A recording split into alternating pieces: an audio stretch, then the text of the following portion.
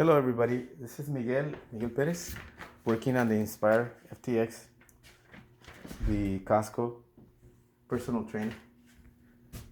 So here it is, the first part. This is part two. The first part I actually did everything by myself, except I had my wife help me put the weights on this side. And this is by far the most difficult part. Everything else I thought was super easy. So I wanted to show you, and I actually did a video, but apparently it didn't work. So I had started step by step on this, but I'm gonna just briefly explain to you. So on this, this is all finished, right? You can see it installed. So you're going to have to take these bars, there's two, and just assume that the weights are not there.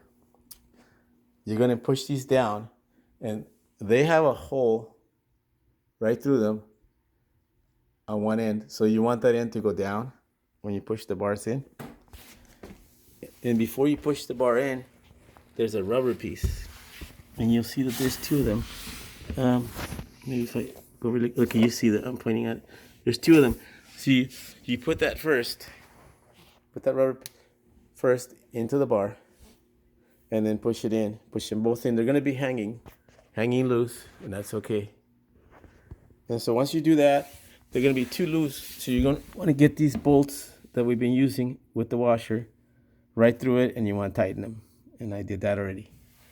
So I tightened the bolts, and then one by one, I took these weights. I'm going to show you another thing I had questions about is if you look at it, it has a side that's rough and a side that's soft. So you want the rough part up, okay?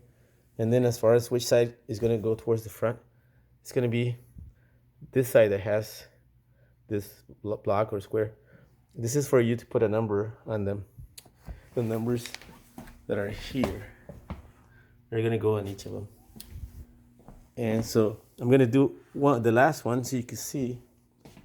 Basically, you're going to take the weight and you're going to get one side in and then the other side, and then slide it down. And you'll do that with all of them until you get all of them in, which we did. So now there's this part right here. See that? That's next. Okay, so I purposely picked it up with one hand while I'm recording, and I placed it almost in the hose, but not in the hose, so you can see how it's gonna go. And I chose to have I guess it doesn't matter, but I chose to have the bolt with the Allen hole facing this way instead of there's a nut on the back. So I chose to do that way, and I'm assuming that's the right way. Okay, so now I'm going to go ahead and fit it right in, and as you can see, right there, that's where it needs to go. So obviously at this point I can already secure these two bars. If to do that, I'm going to have to take these two bolts off and then get this part and fit it right through. Okay, I'll do that and show you. As you can see, I got the part back where it goes, and I just have to tighten these with the Allen wrench.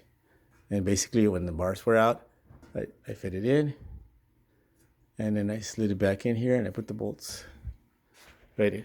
The next part to do is to get this wire into this here. So for that, I'm gonna have to get this part and loosen the bolt and take the pulley out. So where's that part? Okay, so as you can see, I'm just going to remove this bolt and the pulley and fit it around here and put it back. Okay, so it's done. I just have to tighten it.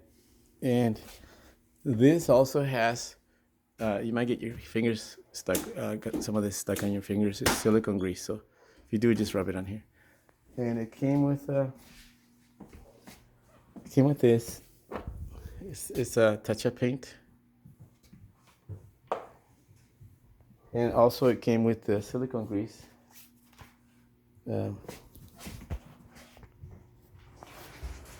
Okay, I pretty much installed everything. and I don't have any missing parts. That's a good sign. Everything I used up. I put this